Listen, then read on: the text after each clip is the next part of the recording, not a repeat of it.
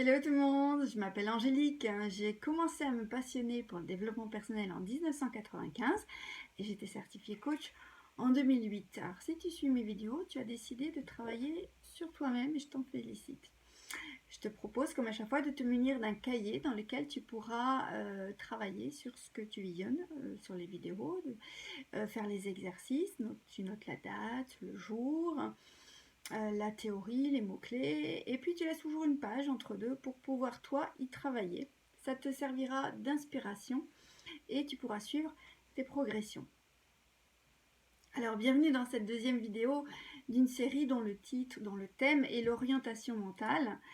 Et mon objectif à travers ces vidéos, c'est de te donner des éléments de compréhension sur des schémas que peut-être tu as mis en place inconsciemment et qui te font sentir mal. Je te partage des outils de développement personnel pour pouvoir progresser, évoluer. Et le petit plus, c'est que je te partage aussi à chaque fois des petits exercices vraiment très simples pour t'aider. Si tu n'as pas visionné la première vidéo, je t'invite à le faire pour pouvoir avoir une progression logique. Mais bon, je vais te faire un petit résumé ici. Donc, dans la première vidéo, nous avons abordé sur le thème de l'orientation mentale, toujours, si tu avais un esprit critique ou constructif. Les étiquettes qu'on se colle, le choix des mots, la formulation des mots et des phrases, l'entraînement de ton cerveau à penser positivement. Et on avait fait des exercices pour cet entraînement. Aujourd'hui, nous allons parler du focus. Une autre façon d'être négatif, c'est d'être orienté problème. C'est peut-être que tu fais partie de ces gens qui utilisent toujours le mot problème à toutes les sauces, dans toutes tes phrases, dès que tu es confronté à une difficulté. Et souvent, tu coupes la parole par un oui mais, alors qu'on essaye de t'aider. Ton cerveau, il fait de la résistance. Il émet des objections parce que tu n'as pas été habitué à traiter ce problème. C'est une stratégie du cerveau pour rester dans ta zone de confort. Qu'est-ce que ça veut dire ?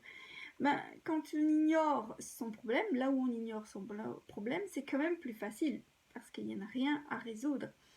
En fait, c'est une stratégie d'évitement. Parce que c'est vrai que pour certains, l'inconnu, se dépasser, tout ça, ça peut faire très peur. Alors probablement aussi que tu as des tas de croyances sur toi-même, des croyances limitantes, des freins, un manque d'estime de toi-même. Bon, alors je ne vais pas m'y attarder ici dans cette vidéo, c'est pas le sujet, mais peut-être qu'il y a un travail personnel à envisager avec un coach par exemple. Donc ici je vais te proposer plutôt un exercice tout simple. Donc dans la première vidéo, on avait vu ensemble qu'il était important de choisir des mots positifs. Ici, on va faire à peu près la même chose. C'est par quoi est-ce que tu peux remplacer ce mot problème? Ok? Donc, note dans ton cahier de développement personnel, problème, et puis tu le barres bien comme ça, tu le barres et tu remplaces. Par quoi est-ce que tu peux remplacer le mot problème? Il y en a des tas. Vas-y, je te laisse essayer d'en trouver le plus possible. Donc, tu peux mettre en pause pour faire cet exercice. Alors, par exemple, je remplacerai par un défi, un challenge, une énigme à travailler, une nouvelle opportunité à apprendre dans ma vie. Alors, ok, dès que tu considères plus quelque chose comme un problème, eh bien, tu peux choisir ton orientation mentale et cette orientation, elle deviendra une orientation solution. Ok? Alors, on va tester ça. Écoute bien ces deux phrases, le sens de ces deux phrases. Premièrement, je n'y arrive pas, c'est un problème. Ok ? Je n'y arrive pas, c'est un problème. Deuxième phrase que tu peux choisir pour remplacer la première, c'est quelles sont les solutions à ce défi que la vie me propose aujourd'hui?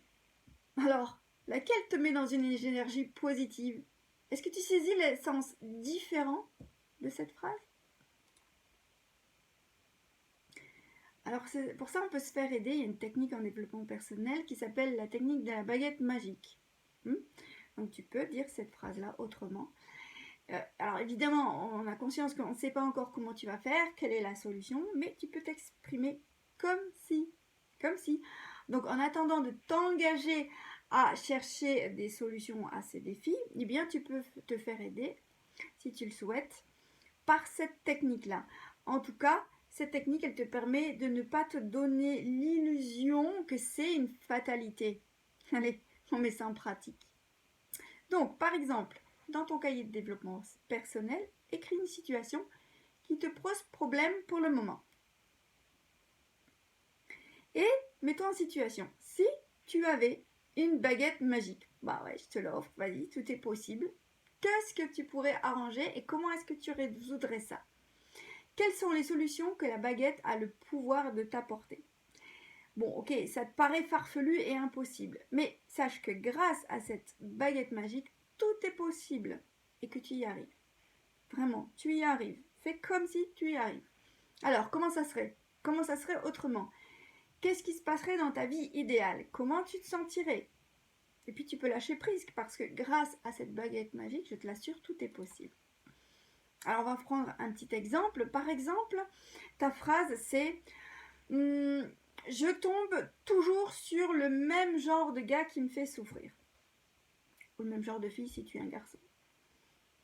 La baguette magique c'est et qu'est-ce que tu veux à la place? Eh bien, je m'attire une relation amoureuse, saine, authentique, avec quelqu'un de bien, d'engagé. Et comment c'est? Ah ben, c'est une relation saine, heureuse, épanouie. Alors décris, visualise. Qu'est-ce qui se passerait dans ta relation idéale? On partage des activités, on balade, on discute. Comment tu te sentirais? Je me sentirais bien, heureuse, sereine. Décris autant de choses et autant de détails que tu le souhaites et mets-toi vraiment à les ressentir profondément. Alors, quel est l'objectif de cet exercice qui peut te paraître aujourd'hui farfelu? Eh bien, c'est d'habituer ton cerveau à avoir un focus positif. Envisager qu'il existe des solutions. Ne pas rester dans la fatalité, en quelque sorte. À ne pas tourner en rond, à ressasser toujours ce problème. Et à lâcher prise. Grâce à cette baguette magique, tu induis à ton cerveau que tout est possible. Et après, c'est comment? Eh bien, évidemment, peut-être que tu ne sais pas encore comment tu vas faire pour réaliser cela. Mais en tout cas, tu n'es plus dans la fatalité. Tu peux envisager de travailler par exemple avec un coach sur différentes techniques sur ton problème. Donc la suite à ça, c'est de trouver des techniques, des solutions et travailler sur ce que tu considères aujourd'hui comme un problème. Par exemple, si c'est de la dépendance affective, tu peux aller consulter un coach qui t'aidera à comprendre ces schémas de dépendance amoureuse pour en sortir. Apprendre des techniques, apprendre à t'affirmer pour ne plus accepter n'importe qui, n'importe quoi. Apprendre les clés du bonheur, eh bien, ça s'apprend. Et c'est quand même bien mieux de considérer que tu as des solutions que un problème insoluble. Non, c'est quand même mieux. C'est pas insoluble. Il y a des solutions et des techniques. Allez, on récapitule. Qu'est-ce que ça va changer cet exercice? Eh bien, plutôt que de croire que toute situation est figée problématiquement, eh bien, tu changes de focus et de problème. Tu switches et tu envisages des solutions. Donc déjà, tu as l'assurance que les choses peuvent changer en l'induisant positivement à ton cerveau. Qu'il y a des solutions et que tu vas t'engager par la suite à chercher ces solutions, surtout à les trouver. Ce sont des pensées qui vont t'inviter à sortir de ta zone de confort. Bref, tu dois mettre des intentions positives, des actions positives, ça c'est le début, pour t'éviter la rumination mentale. Tiens, à propos de rumination mentale, je t'invite à visionner la prochaine vidéo sur l'orientation mentale, dont le sujet justement sera la rumination mentale. Alors si tu veux rien manquer sur ces mini-ateliers que je te propose en vidéo, abonne-toi à ma chaîne YouTube.